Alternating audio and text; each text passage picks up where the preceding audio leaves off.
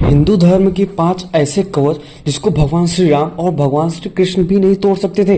तो क्या आपको पता है इसके बारे में? तो चलिए फिर जानते हैं। और सबसे खास बात तो ये जो पहला वाला कुंडल और कवच है उसका नाम जान के तो आप हैरान ही हो जाओगे। मैं आशा करता हूँ शायद आपको पता ही होगा, बट आपको नहीं पता तो वीडियो में अंत तक जरूर बने रहे। वीडियो अगर पसंद आए तो वीडियो को लाइक करें और चैनल को सब्सक्राइब तो अवश्य कर दे। तो फिर शुरुआत करते हैं कुछ इस प्रकार। रामायण और महाभारत में ये दो महान ऐसे ग्रंथ हैं जहाँ पे हर एक चीज का वर्णन मिलता है और साथ ही साथ जहाँ देवताओं के अंश से जन्मे कई वीर योद्धाओं का उल्लेख भी मिलेगा। इन ग्रंथों में न केवल अद्भुत युद्ध कौशल का ही वर्णन मिलता है बल्कि दिव्य अस्त्रों शस्त्रों की भी अद्वितीय शक्तियों का भी उल्लेख मिलता है।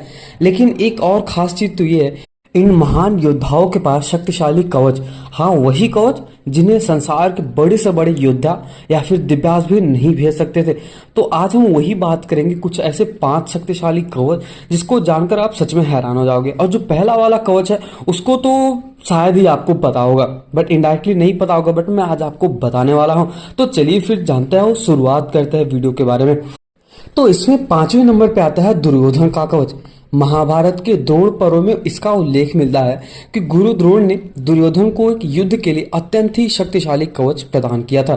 ये कवच कोई साधारण कवच नहीं था, इसे विशेष तप और मंत्रों से प्रभाव से सशक्त किया गया था। इस कवच की शक्ति का प्रमाण उस दिन देखने को मिला था जब पांडवों ने चक्रव्यूह रचना की और दुर्योधन को मारने का प्रयास भी किया था।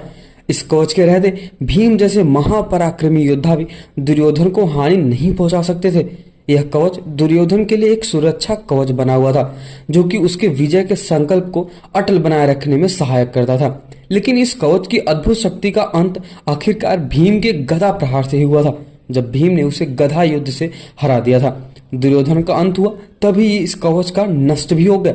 यह हम ऐसा कह सकते हैं कि दुर्योधन का कवच भीम की गदा शक्तिशाली से सामना नहीं कर सका। परंतु महाभारत के द्रोण पर्व अध्याय 103 और श्लोक 20 से 40 के बीच में हमें कुछ ये मिलता है कि जो द्रोण द्वारा गुरु द्रोण है उनके द्वारा जो दिया गया ये कवच था ये बहुत ही ज्यादा शक्तिशाली था और साथ ही साथ इसे एक महान कवच के रूप में भी देखा जाता है। अब हम बात करने जा रहे हैं चौथा कवच जो कि अभिमन्यु के पास था। अभिमन्यु का वीर कवच। महाभारत के युद्ध में 13वें दिन की बात है ये। चक्रव्यूह को भेदते हुए अभिमन्यु वीरता से पांडवों का पक्ष संभाल रहे थे। इस दिन अर्जुन अपने पुत्र के साथ नहीं थे और अभिमन्यु को अकेले ही कौरवों के विशाल सेना के बीच में प्रवेश करना पड़ा। अभिमन्यु के पास एक ऐसा अद्भुत वीर कवच था जो उसे हर एक युद्ध में सुरक्षा कवच प्रदान करती थी। चक्रव्यूह में प्रवेश करते हुए अभिमन्यु ने अपने कवच के साथ अद्भुत वीरता का प्रदर्शन किया।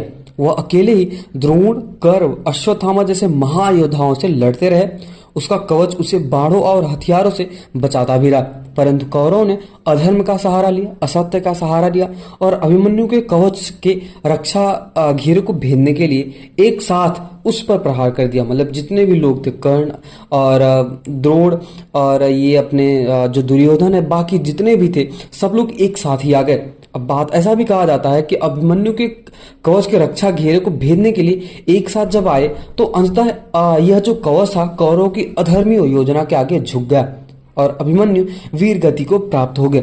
उसकी वीरता और कवच की शक्ति का आज भी उल्लेख हमें महाभारत में मिलता ही है, जो हमें सच्चे योद्धा की रक्षा करने के लिए कवच की महत्व सिखाती है। अब यही हम बात करने जा रहे हैं तीसरा वो कवच जो अतिकाय के पास था। अतिकाय वो था जो रावण का पुत्र भी माना जाता था। रामायण में लंका के शक्तिशाली राक्षस अतिकाय का वर्णन मिलता है। अतिकाय को भगवान ब्रह्मा से वरदान रूप में ये दिव्य कवच प्राप्त हुआ था जिसे ब्रह्म कवच कहते हैं। यह कवच ऐसा था कि किसी भी साधारण शस्त्रों से उसे भेदा नहीं जा सकता और ऐसा भी माना जाता है कि अतिकाय की शक्ति और कवच की अजेयता के कारण वह भगवान श्री राम की वानर सेना के लिए अत्यंत ही बड़ा संकट बन चुका था। अब अतिकाय को मारना किसी के लिए भी इतना ज्यादा सिंपल नहीं था, इतना ज्यादा आसान नहीं था कि अतिकाय को कोई मार सके। अतिकाय वो था जो महापराक्रमी रावण का पुत्र, मतलब एक तो रावण खुद ही इतना महापराक्रमी योद्धा, विद्वान और ज्ञानी था, और उसका जो पुत्र था अधिकार, उसके पास भी बहुत शक्तियां थे। उसने भगवान ब्रह्मा से वरदान प्राप्त किया था। उसने भगवान ब्रह्मा और भगवान शिव से कई ऐसे वर्षों तक तप किया, और इसके साथ ही साथ भगवान ब्रह्मा और भगवान शिव ने उसे ये वरदान दिया था, क्योंकि उसका कवच उसे हर एक प्रहार के अस्त्र और शस्त्र से सुरक्षित रखता था। आखिरकार लक्ष्मण जी ने दिव्य ब्रह्मास्त्र का प्रयोग किया और अपनी अद्भुत युद्ध कौशल से अधिकार के कवच को भेदते हुए उसे परास्त किया। अधिकार का कवच भी दिव्यता की कहानी को दर्शाता है, लेकिन उसका अंत लक्ष्मण के अडिग संकल्प और भक्ति से हुआ। जैसा कि मैं आपको बताना चाहूंगा कि लक्ष्मण जी के ऐसे योद्धा थे, उनके सामने कोई भी आ जाए, चाहे कोई भी कुंडल कवच हो, चाहे कुछ भी हो, कितना भी बड़ा शक्तिशाली योद्धा क्यों ना हो, लक्ष्मण के लिए हर एक चीज बहुत ही ज्यादा आसान था। भले से कुछ टाइम उनको लगा था। जैसे मैं आपको बताना चाहूंगा कि जब मेघनाथ और लक्ष्मण का युद्ध हो रहा था, उस समय लक्ष्मण जी को मूर्छा आई थी, बट उसके बाद भी वो तो मेरे हिसाब से कहा जाए तो भगवान का ये लिखा दिखाया था। बट इसी हिसाब से देखा जाए तो लक्ष्मण जी के पास इतनी शक्तियां थी, चाहे कोई भी कुंडल कवच हो उसको बहुत ही आसानी से भेज सकते थे। अब यही हम दूसरे नंबर में बात करें, जो कि आपको भी पता होगा, कर्ण का कुंडल और कवच। महाभारत के सबसे चर्चित योद्धा कर्ण के पास जन्म से ही एक दिव्य कवच और कुंडल था। यह कवच और कुंडल उसे भगवान सूर्य देव से वरदान में मिला ही था। ये अद्भुत कवच और कुंडल उसकी देह की अंग में ही बना हुआ था, मतलब जो उसको मिला था भगवान सूर्य से, उसके पूरी बॉडी में ही लिपटा हुआ था। कोई भी अस्त्र और शस्त्र उसे मार नहीं सकते थे, और उसे हर एक प्रहार से, हर एक अस्त्र शस्त्र से सुरक्षित रखते थे। कर्ण का यह कवच कोई साधारण कवच नहीं था। जैसा कि मैं आपको बताना चाहूंगा, इसे देवताओं के सर्वश्रेष्ठ अस्त्र भी नहीं भेज सकते थे। महाभारत के युद्ध से पहले ही इंद्रदेव ने स्वयं ब्राह्मण का वेश धारण करके कर्ण के पास पहुंचे और उससे उसके कवच और कुंडल का दान मांगा था। कहा जाता है कि कर्ण अपने दानवीरता और उनका, अगर उनसे कोई भी कुछ भी इंसान मांग रहा है तो बहुत ही आराम से बिना सोचे समझे दे देते थे। इसी हिसाब से देखा जाए तो जब वहां पे इंद्रदेव आए तो इंद्रदेव ने उनसे यही बोला कि मुझे अभी कुछ चाहिए तुमसे। तो कर्ण ने बिना सोचे समझे उन्होंने बोल दिया, ठीक है आप कुछ भी मांगो मैं दे सकता हूँ।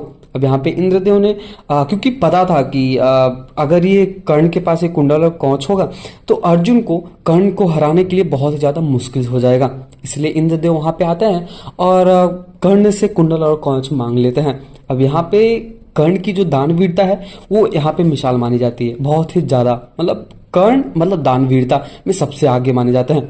कर्ण ने दानवीरता की मिसाल कायम रखते हुए बिना किसी संकोच के, बिना किसी झिझक से अपना कवच और कुंडल दान कर दिया। अब यही कारण है कि महाभारत के युद्ध में अर्जुन के हाथों उसकी मृत्यु हुई। कर्ण का कवच और कुंडल उसकी अजयता का प्रतीक माना जाता है, और यही कारण है कि उसे दुनिया का सबसे शक्तिशाली कवच भी कहा जाता है। और अभी सबसे पहले नंबर पे आता है हनुमान जी का राम नाम कवच। जैसा कि मैंने आपको पहले ही कहा था कि बहुत ही ज्यादा इंटरेस्टिंग होने वाला है जो पहला वाला कवच होगा। इसको सच में आप जानकर हैरानी हो जाओगे कि आपने कभी भी ये नहीं सुना होगा कि हनुमान जी के पास कोई कवच और कुंडल था। बट मैं आपको एक चीज बताना चाहता हूं कि भगवान श्री राम के द्वारा दिया गया उनको एक आशीर्वाद ही कवच के बराबर था। जैसा कि आपको पता ही होगा कि हनुमान जी को ऐसा था कि जब कभी भी कोई भी इंसान भगवान श्री राम का नाम लेता है तो वहां पे हनुमान जी प्रेजेंट रहते, हनुमान जी वहां पे आपके बगल में बैठ जाते हैं। तो ये है एक कवच और कुंडल जो कि किसी भी योद्धा के लिए, किसी भी महाशक्तिशाली भगवान के लिए या फिर किसी भी पुरुष के लिए इसको भेदना बहुत ही ज्यादा मुश्किल हो जाता है। तो अब हम बात करते हैं हनुमान जी का कवच सबसे अद्वितीय शक्तिशाली था, क्योंकि उनका कवच था भगवान श्री राम का नाम ही, नाम में ही हर एक चीज था। मतलब नाम में हनुमान जी अपने आप को महान योद्धा बना लेते थे और हनुमान जी एक मच्छर के समान भी छोटे भी बन जाते थे। ये कवच ऐसा था कि आज भी, अभी भी कलयुग में इसको आप अगर इसको आजमाना चाहते हो तो आप इसको आजमा सकते हो। कभी भी भगवान श्री राम का नाम, कभी भी आपको अगर दिक्कत होता है, भगवान का नाम लेते हो, श्री राम का नाम लेते हो, आपके पास वहां पे हनुमान जी प्रेजेंट मिलेंगे। यही है भगवान श्री राम के द्वारा दिया गया हनुमान जी का कुंडल और कवच। यह कवच संसार के किसी भी अस्त्र और शस्त्र से बहुत ही ज्यादा अधिक शक्तिशाली था। राम नाम ही उनका कवच था जिसके सामने कोई भी शक्ति टिक नहीं सकती थी। जब भी हनुमान जी राम नाम का स्मरण करते हैं उनके आसपास अदृश्य सुरक्षा का कवच बन जाता है। भगवान हनुमान जी के साथ ऐसा नहीं होता। अगर आप कभी भी आप खुद भी अगर श्री राम का नाम लेते हो तो वहां पे हनुमान जी स्वयं आ जाते हैं आपकी रक्षा करने के लिए। ये हनुमान जी के ही पास नहीं थी बल्कि आपके पास भी है। अगर आप इसको मन से भगवान श्री राम को याद करते हो तो आपको भी ये जरूर मिल जाएगा। राम नाम का यह कवच इतना शक्तिशाली था कि स्वयं ब्रह्मांड की कोई भी शक्ति इसे भेद नहीं सकती थी।